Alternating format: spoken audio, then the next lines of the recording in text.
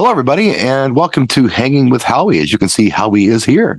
I am a terrible ventriloquist, so we just decided to do it like this. Howie's a little under the weather, but he's still our engineer tonight, and he still picked the topic. I'm just going to kind of try to run things. So we have with us Buddy from Chicago. We have John from Boston. We have Jay from Swing in Temecula. We have Matt from Georgia. Hello. Our show, as always, is sponsored by DJ Event Planner. Have a look at them and our other sponsors down in the description of this video on YouTube.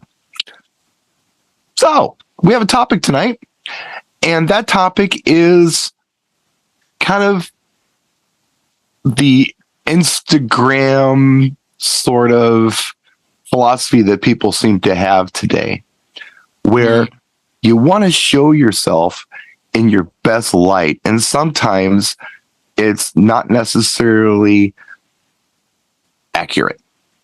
We're making ourselves look better than we are. I understand we do this for marketing purposes sometimes, but a lot of DJs do this. So a lot of DJs will not show you their fails. They will show you their successes only. And it reminds me of when I was working in the car business.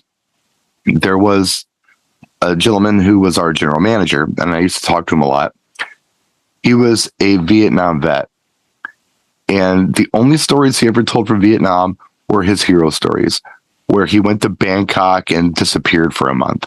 He told those stories, but he didn't tell the other stories. He told the hero stories. And I understand why he did it. I'm sure he saw some terrible things, but every story he told was a hero story, and I never heard any other stories. And I think we get that a lot from DJs sometimes. We see their great successes, but not their failures. How do you feel about this? Let's see, who do we want to go to? Let's go to Buddy on this. How do you feel about that? Well, like anything you look at, we all have good parts and bad parts. And if you concentrate on the bad parts to show how you fail, it could hurt you marketing wise because you could look like you're a bad DJ, but also you're showing the truth too.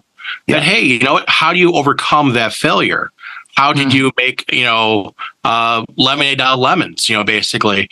And that's the way you got to kind of look at it. You have to be kind of truthful to your customers and your clients and say, okay, this right here didn't go off the way I wanted to go off, but it still did really good. Was it my top one? No. Right. But, it's one of the things that I think a lot of people just want. They love the highlight reel of all the, best of, it's like the NFL, the best of all the touchdowns for the weekend. Red Zone does it, at the end of Red Zone with all the great plays of the night, not the stupid, dumb penalties and mistakes and fumbles and stuff like that. They'll show a fumble recovery and a touchdown. That was like this awesome thing. Guy ran, 98 yards or something. But they won't show like, hey, the guy just, dropped the ball by accident or got overthrown. It's the same kind of thing in DJ. I feel that a lot of times people show, the great stuff, but also show, hey, we're human. We make mistakes. It's not a bad thing to show those mistakes.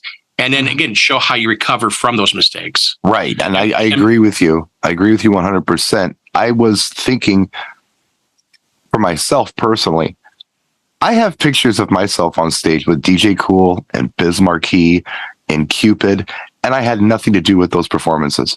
But I'm on stage with them, and they're on social media. So it's almost like, hey, look at me. I'm up. But I did nothing. I did nothing. It's deceiving. And I also do believe it's one thing to show your clients your successes because that's marketing. But I feel like that in our particular element, for the most part, it's DJs showing off for other DJs. That's what it feels like to me. Oh, yeah. Am I hitting the mark on this one, Howie? I'm thinking, yeah, man. See, he woke up from his coma because he heard something he felt like that he really wanted to express on this show. Yeah. Well, one other thing that Howie's honored, this is for Road Dog Howie and his Road Dog. Road Dog. We missed it last time, so for Road Dog and for Howie, here you go, and hope you feel better, brother. Now, absolutely, to help with water. Speaking of Road Dogg, John, do you have anything to add to this? I do. You are on an accurate theory that, the pictures that we take, say, what will the other DJs think? Mm-hmm. I mean, you want to at least have that standard. I find, the pictures that we take are for marketing, like you say. We put them on our web pages. Yeah. We want to show ourselves in the best. I encourage all the DJs to take pictures of your setup when you think it's ready.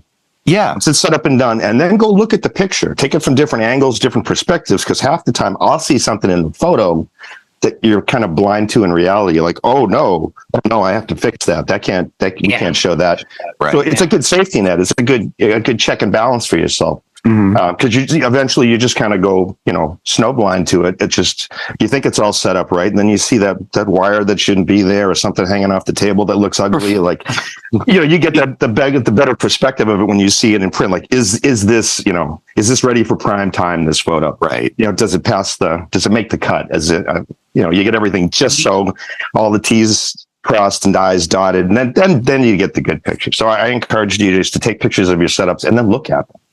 You had to say snowblind after all the events we've done in upstate New York. Does this look good? I can't tell. There's a wall of snow between me and the stage. I don't know. You do bring up a very interesting point, though, John, because you said we want to look good for other DJs. Why? I don't understand that, and maybe it's just because I'm weird. But is there a reason besides your own ego that you want to impress other DJs who have nothing to do with your market or what you're doing? Jay, that's true. I think it's just John, go ahead. And proud. Just you have a nice car. You wouldn't take pictures of it if you didn't take it to a car wash first. You want to show it in the best light. Well, my car is dirty. My car has primer all over it, and I don't build the show. I've never entered a show to win a trophy, because if I win a trophy, I did something wrong. I built the car for me. That's different. My brother, he's the guy who builds for trophies, and he gets them because he's building to impress someone else. I don't do that. I build for myself. I will show you what I did. If you like it, great. If you don't, that's fine too. But my idea on that is a little different. Just to clarify. And I'm like that with my DJ stuff too. And I do get a lot of criticism on it because it's not what normal people do. You got to remember, I am not normal. I am disabled. So I have to build to suit what I'm doing, and I have to build what works for me. So if somebody else doesn't like what I do, or how I do it, or feels like it should be done a different way, I don't think they're very empathetic human beings, or they don't know my situation, one or the other. Just a side note on that. Mr. Brannon, what do you have on this? You know what? Social media is bitch or brag. It's only two things. It's not three. Ooh. So you're either posting, this is a complaint when I do my job that gets in the way of me succeeding, or look, this is what my interpretation is of your future wedding vision. Look, everyone's dancing. I've purposely put up posts that show a great mix and maybe not a great response. And I've done it sparingly, mostly on YouTube, because I think you have to be transparent and say, just like I've said before, I've got brides that'll review my wedding and say, dance floor is full all night. And I'm like, I don't know what wedding you attended, because I was your DJ, you were the bride, I was there. And, out of 2.5 hours, maybe a good hour and a half was dancing, and the rest people are kind of milling around and doing whatever. I think you're a fool if you post stuff that puts you in a bad light. But I also think you're a fool if you post consistently, like, look, 10,000 people with CO2 guns. Like, right. Anyone that's got a brain in their head that's following a DJ on social media, look at the last few posts, then look at the very beginning. Like, scroll all the way to the bottom, see what they posted when they started, and see if there's continuity. Mm-hmm. See if you can see there's a growth. Growth, like, wow, yes, growth. Look what they've done. Cool. They've gone from these little gigs with little gear to much bigger. Wow, they've really developed. We started here, and now we're here. Yeah, now we're here. But if it's this, and I won't name names, but there's about 6 DJs that come to mind that I could put every one of their 500 posts on a spinning wheel, throw a dart, and you'd never know which one I hit because they're identical, post after post after post after post. And that gets old.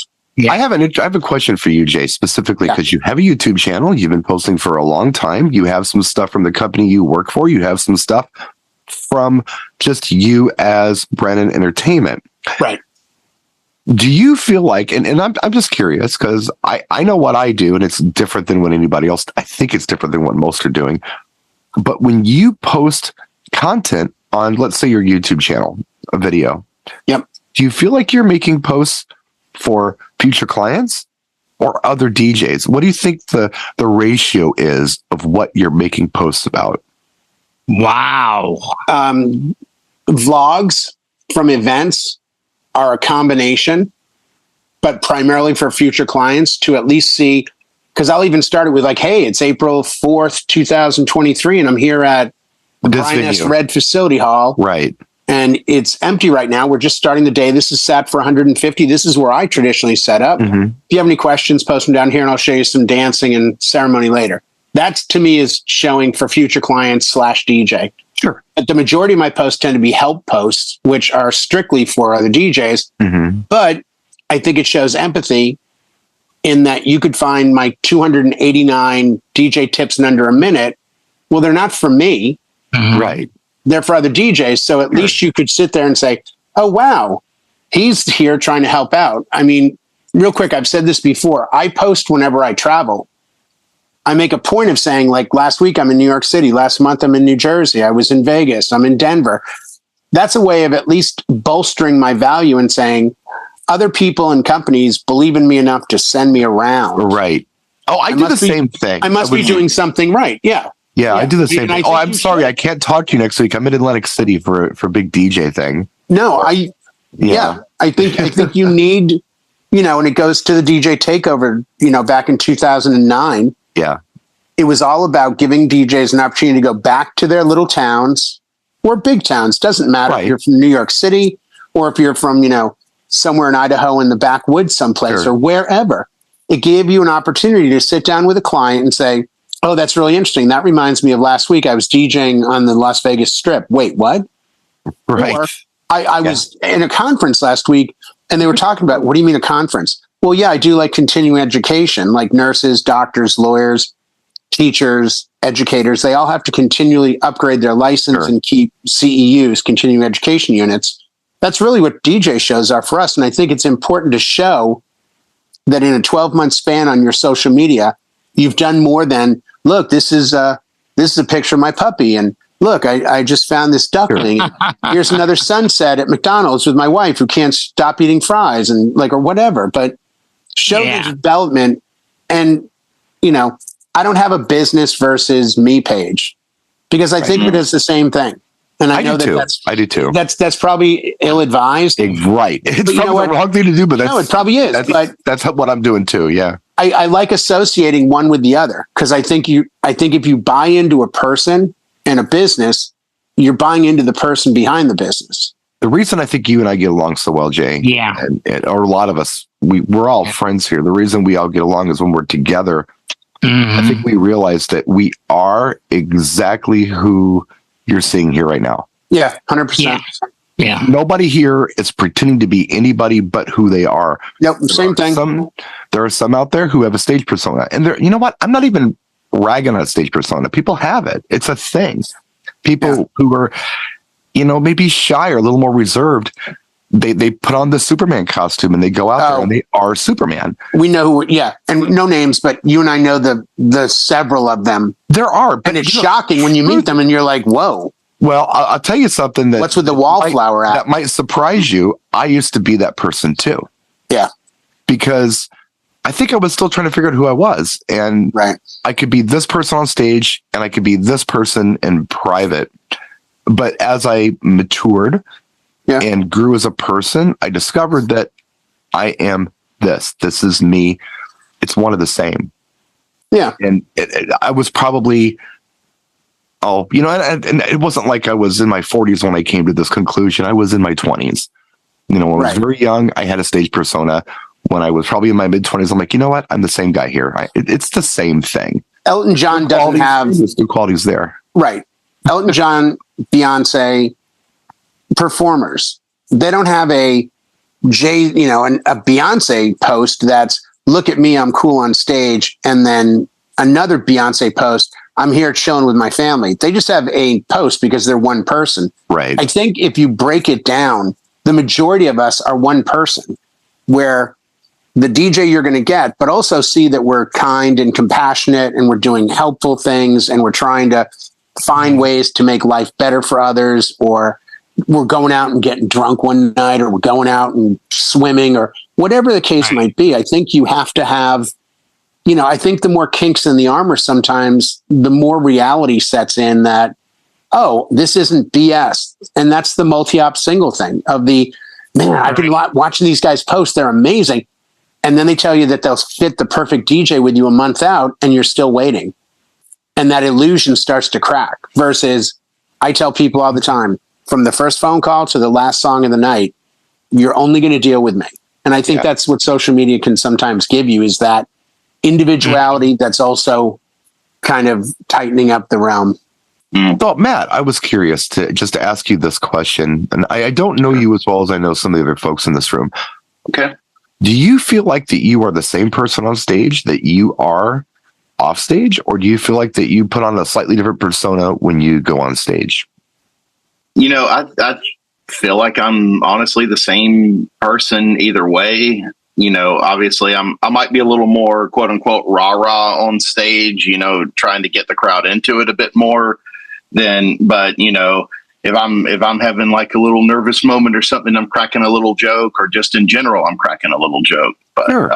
But yeah, just it's me. And you hear this a lot too in pro wrestling too. A lot of the guys that'll talk about like the ones that are the more successful ones. It's like, it's you with the volume turned up. Yeah. It's you, but it's this amplified version of yourself. So that's a really good analysis. I like that. That is. I like that. Yeah. I like that a lot. Howie, how did we do on this topic? Was it what you wanted to do? Did I help you find your vision? That's where I wanted to go, because most DJs will put their best foot forward and put that out there, and they're not going to show I screwed up here or there. Sure. I can remember, my gosh, decades ago, where I'm like, wait a minute, what's going on here? I've got the controller here and there's nothing coming out, and I bring up the volume all the way, and then I realized, oh shit, I didn't plug in the the speakers. I put them in. Oh my God. Quick unplug them, and I run back, and I'm like, oh, what an a-hole I am. Well, I think, there are those mistakes that we don't want people to see, like when we trip and fall on our face. I mean, I fall a lot. I don't usually post those videos because I literally do fall down sometimes. I learned how to fall, kind of like a stuntman. I'm kind of like a one-armed stuntman in that regard. Right. You don't need to show you're human once. You don't need to show you fall down 20 times. You fell once, you're human. Right. That's behind the curtain. Right. There you go. That shows Oz exists. I mean, I think like I said, I think there's too much continuity where it's okay, get a great I mean, I'm using my iPhone and I'm reading guys posting 20 seconds on Instagram, getting 20,000 likes. And I think, here, ready for this? I'll pull my dead mouse. DJs aren't playing a real set. I think the majority of people I look at on Instagram, the majority of them who have under 500 posts, but over 20 or 30,000 followers, have bought them. Maybe not all of them, but they've bought some of them. I know when I get a hit and it's like, I've put up 100 posts, none of them have over 20 likes, but I have 60,000 followers. That's not real. And that's the sad thing. It's like, I trusted, it's the old adage in the Olympics, you throw out the lowest and the highest score and you take the best of the rest. Well, if 5 DJs come to me with 1,000 followers, 20,000 followers, 100,000 followers, or 800, the 800 guy may have just started, and the 1,000 guy may have been around but didn't promote it hard. But the 100,000 might be fake. So who's really working the hardest? Maybe the 1,000 guy, maybe the 10,000 guy. You know, it's a weird world we live in that regard. It is so bizarre. But Jay, if you were to, pump that up, as we say, pump it up, and say, hey, this is me. I'm the guy. Buy my playlist. Right. You might make some money. I mean, there's a guy out there making tons of money selling a playlist. Well, Can you imagine that? Mm-hmm. Yeah, well, I know it exists, and it's funny to me, but I think it's, and like I was saying, I'm putting on the other hat now. It's a known commodity, and for anyone that's wondering, I'm involved in social media with a major electronics company, and we're constantly being asked to sponsor you. We want, I want free gear. I want this, and this. You've got to have those 6-figure, 7-figure numbers to move the needle. Mm. You come to me with 20,000 followers and you're a local DJ in Pittsburgh, who cares? Yeah. That's not going to sell a product. When it comes to marketing, you got to come in with like, I've got 10 million followers. Okay. So if you post a picture of this, it looks like you might average 30 or 40 or 50,000 likes. Mm-hmm. They're going to see that. I mean, that's a different animal. I got into DJ equipment product placing early in the game where I didn't even know to ask anybody. They came to me. It was that long ago. Yeah. Oh, yeah. And I mean, just to keep it real simple for anybody who's wondering, how do I get free stuff? Yeah. The arrangement has to work for both parties involved. It can't be a one-way thing. Yep. It's got to work for whoever is providing the sponsorship, and it also has to work for you. Sometimes it's not worth their while. Right. Sometimes, oddly enough, it's not worth your while.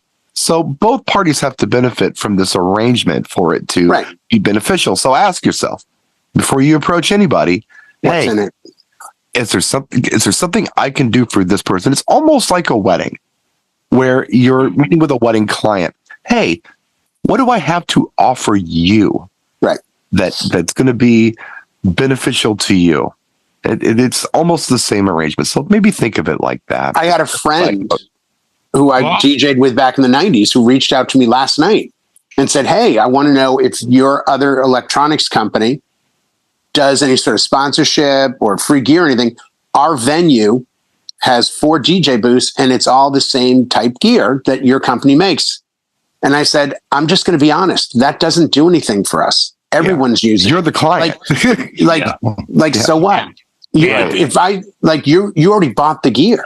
Like, it's not like you're sitting here with a purchase order going, we're going to buy $10 million worth of gear. It's either going to be A gear or B gear. That's different. But I did say, well, do you guys need speakers? Because we have a speaker division and I could maybe send a rep out and he could take a look around. And before you know it, we might be able to work a deal out where you get $100,000 worth of product, but we give you a deal to get it in there and we'll do pictures and we'll do videos. It's got to be something in it. Just what you said, there's got to be something in it on both sides. And sometimes it's not what you think it is. Right. Yeah. It's not always, you might think you're that special and individual, but it might not be. And again, that's not a slam. It's just, it might not be that special and individual to what's going on. I get a lot of, I still get things. I'm not getting big things right now, but I still get things from different companies. And some of the stuff that I've gotten, I've been sitting on, not because I don't want to do anything on it. Right. Quite frankly, I have been so busy, I don't have time.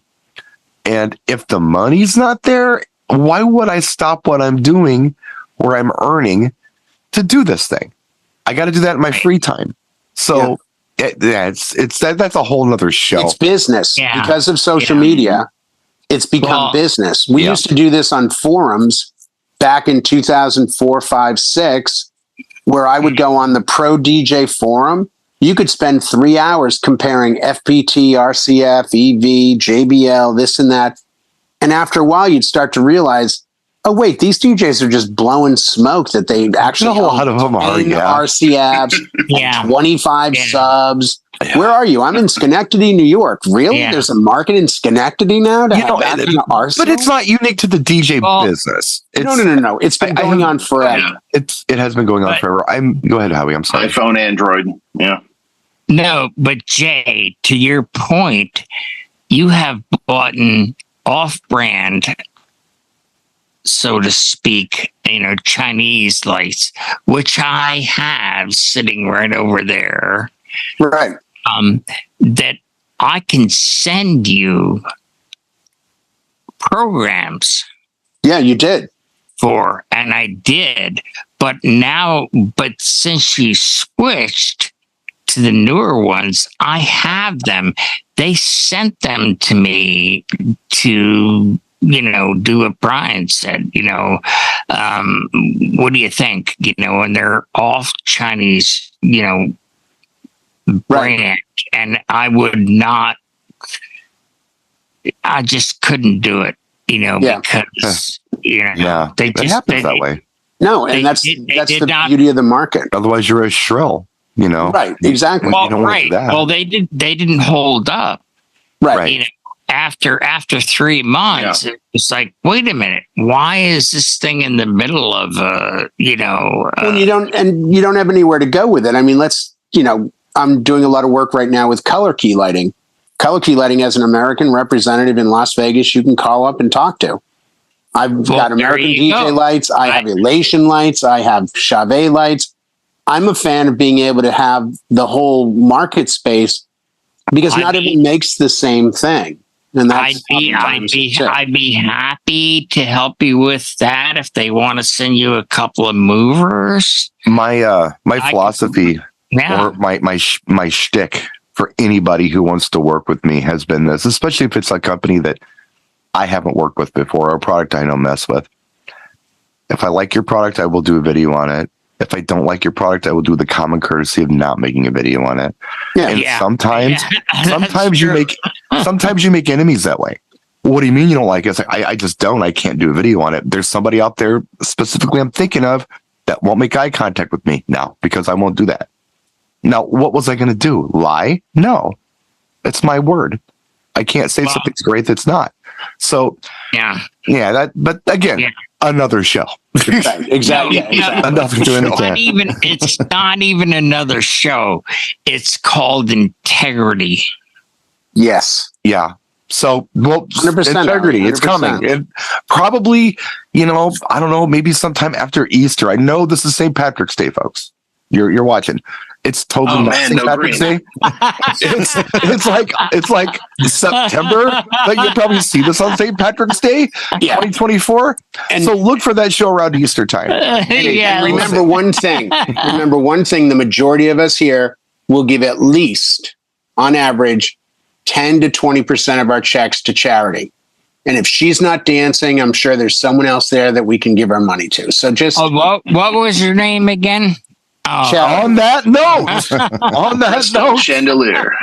Thank you so much for joining us this week. We will see you next